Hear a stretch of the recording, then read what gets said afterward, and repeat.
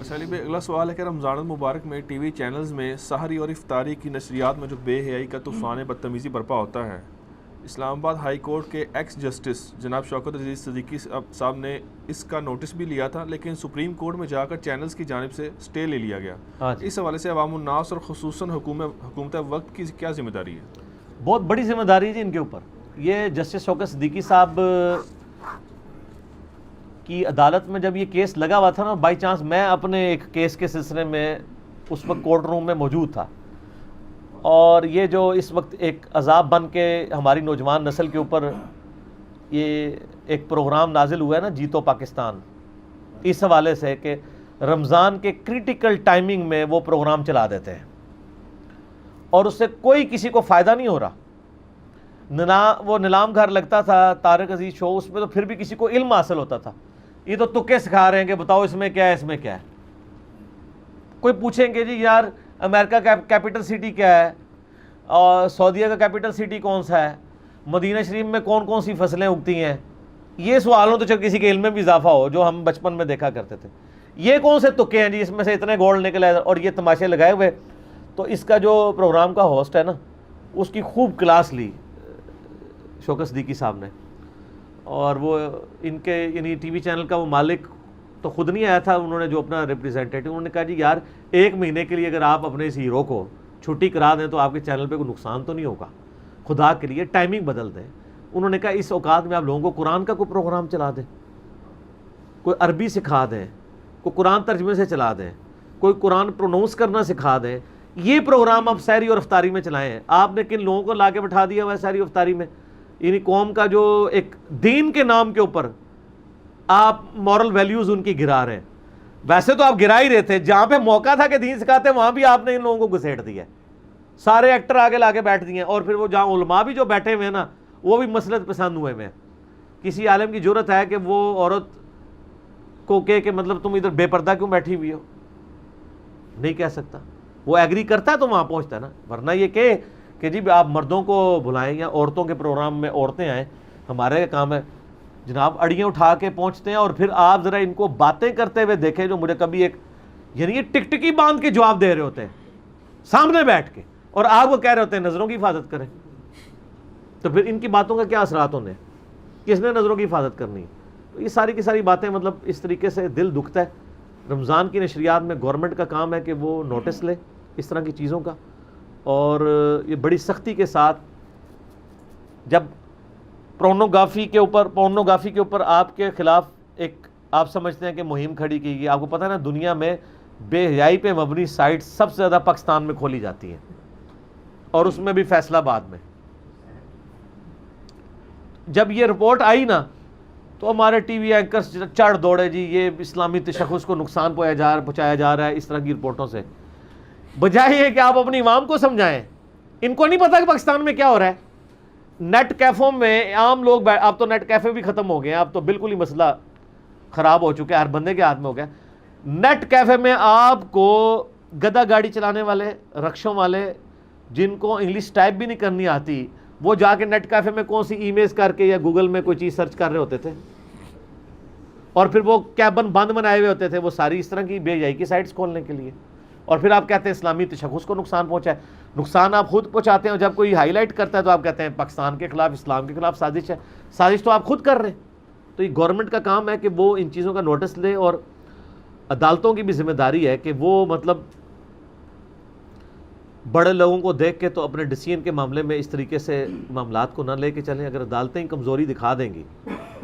تو پھر پیچھے گورنمنٹوں نے کیا معاملات کو لے کے چلنا ہے؟ گورنمنٹ کے پاس تو سب سے بڑا کندہ عدالت کا ہوتا ہے۔ اگر یہ عدالتیں نہ ہوتی تو یہ بسنت کے اوپر جو ہر سال تماشا ہو کے اتنے بچے کٹتے تھے، یہ رکنا تھا؟ گورنمنٹ نے تو اناؤنسمنٹ کر دی تھی ہم اس سال بسنت کروائیں گے، وہ تو پھر عدالتی فیصلہ تھا، اس کے حوالے سے پھر پروسیڈنگ ہوئی تو بیک فٹ پہ چلے گئے۔ اگر گورنمنٹ پہ ہوتا تو یہ چائنا سالٹ جس کا کروڑوں کا بزنس ہے لوگوں کا، یہ چائنا سالٹ کی شکل میں جو زہر آپ کو کھلا رہے تھے اجینو موٹو، اس پہ بندی لگنی تھی اگر سپریم کورٹ ڈیسیژن نہ لیتی۔ آج آپ مارکیٹ میں جائے آپ کو نہیں ملے گا، کسی دکان میں نکلا ہے تو دکان سیل ہو جائے گی، نہیں ملتا۔ اگر عدالتیں نوٹس نہ لیتی تو یہ جو آپ کو زہر والی سیاہی کے اندر آپ کو پکوڑے اور سموسے بیچ رہے تھے اخباری کاغذ میں، یہ رکنے تھے؟ آج آپ دیکھیں سموسوں کی دکانوں پہ، پکوڑوں کی دکانوں پہ آپ کو وائٹ کلر کے کاغذ ملیں گے یا خاکی لفافے، کیونکہ سپریم کورٹ نے پابندی لگا دی کہ وہ جو اخباری کاغذ کے اوپر انک لگتی ہے وہ مضر صحت ہے۔ سپریم کورٹ اگر اپنی ذمہ داری محسوس کرے اور ڈیسیژن لے لے، بسنت کے اوپر بھی سب سے پہلے صدیقی صاحب نے ہی پابندی لگائی تھی نا، دیکھیں یہ ان کے لیے صدقہ جاریہ لکھا گیا ہے، اس کے بعد سے بسنت ختم ہی ہو گئی ہے، ٹھیک ہے نا۔ ہر سال جب بھی کوئی ہوتا ہے نا تو کوئی نہ کوئی واقعہ رپورٹ ہو جاتا ہے، اور اب آپ کو تو پتہ ہے اس دفعہ کیا کچھ ہوا ہے، جنہوں نے چوری چھپے بسنت والا معاملہ کیا نا، تو اس دفعہ تو پولیس والوں نے بڑی سیڑھیاں رکھی ہوئی تھی، دروازہ وہ کھٹکھٹاتے ہی نہیں تھے کسی کا، کیونکہ دروازہ کون کھولتا ہے، سیڑھیاں لگا کے ڈائریکٹ چھت پہ چڑھ کے بچے گرفتار کیے انہوں نے پولیس والوں نے اس دفعہ، کیونکہ وہ کہتے ہیں کل کو بچے مرتے ہیں تو تاریخیں تو ہم کورٹ میں بھگت رہے ہوتے ہیں۔ سب سے زیادہ پولیس کو خوشی ہوئی ہے بسنت کے اوپر بندی لگنے کی، ان کے لیے تو عذاب بنا ہوا تھا۔ شکر ہماری پولیس بھی کسی ڈیسیژن کے اوپر خوشی ہے، ورنہ تو کہتے ہیں ہمارے لیے کام ہی بڑھ جاتا ہے۔ تو وہ جو کام وہ والا بڑھتا تھا، یہ تو جس کے بچے کٹے ہوئے ہیں نا ان سے پوچھیں کہ یہ اس دور کے کیا نقصانات ہیں، اور اللہ کا شکر ہے۔ تو اس طرح سپریم کورٹ کی اور ہائی کورٹس کی ذمہ داری ہے کہ وہ فرنٹ سے لیڈ کریں، اور اب جس طریقے سے یعنی پاکستان میں اس وقت جوڈیشری یعنی پچھلے سمجھ لیں 15 سالوں کے اندر جو ایک ایپیکس کے اوپر پہنچی ہے نا، تو وہ اس بڑے اچھے سٹیٹس میں ہے کہ پاکستان میں اب جوڈیشری کے خلاف کوئی زبان کھولتا نہیں ہے۔ تو اگر وہ اس طرح کے ڈیسیژن ان کے جو دلیر قسم کے جج ہیں دلائل کی روشنی میں لے لیں تو میرا خیال ہے حکومت کے لیے بھی کوئی پرابلم نہیں ہوگا۔ حکومت بھی ذرا تھوڑی ڈر رہی ہوتی ہے، عدالت کے کندھے پہ رکھ کے وہ معاملات کو لے کے چلتے ہیں۔ تو یہ عدالتیں اس طرح کا ڈیسیژن کریں کہ یہ پاکستان کے آئین میں جو اسلامی تشخص ہے اس کا خیال رکھتے ہوئے یہ جو بے حیائی پہ مبنی پروگرام رمضان کے اندر چلائے جا رہے ہیں، کم از کم رمضان کے اندر تھوڑی بہت یعنی شرم و حیا کریں، ویسے تو پورا سال ہی کریں لیکن رمضان میں تو شیطان قید ہے، تو آپ تھوڑا سا مہربانی کریں کہ آپ کے وہ جو بزرگوار ہیں وہ بھی قید ہیں، آپ بھی تھوڑے دن کے لیے چھٹی پہ چلے جائیں، ٹھیک ہے، ظاہر ہے جی شیطان ہی ان کو گائیڈ کر رہا ہوتا ہے نا، تو تھوڑی سی چھٹی یہ بھی کر لیں۔ اس حوالے سے گورنمنٹ یعنی ڈیسیژن تو بعد میں لے گی، میرے خیال ہے کورٹس کا ہی کام ہے کہ وہ فرنٹ سے لیڈ کرے اور اس طرح کے پروگراموں کے اوپر پابندی لگائی جائے۔ کم از کم رمضان شریف میں ان اوقات میں جو سحری اور افطاری کے ہیں ایسے پروگرام لگائے جائیں جو یعنی بینیفیشری ہوں عوام الناس کے لیے۔ تو میرا تو یہ موقف ہے جی، ہم نے تو اپنا حق ادا کر دیا گفتگو کر کے۔ علی بھائی، رمضان المبارک کے فضائل اور احکام و مسائل کے حوالے سے آپ کے کون کون سے لیکچرز ہیں ان کا تعارف کروا دیں اور نمبر بھی بتا دیں۔ لیکچر تو ایک ہی ہے نا جی، جو 4 نشستوں میں ریکارڈ ہوا تھا، مسئلہ نمبر 53A-B-C-D، جس میں میں نے رمضان المبارک کے فضائل، برکات، اس کے 40 سے زیادہ احکام و مسائل،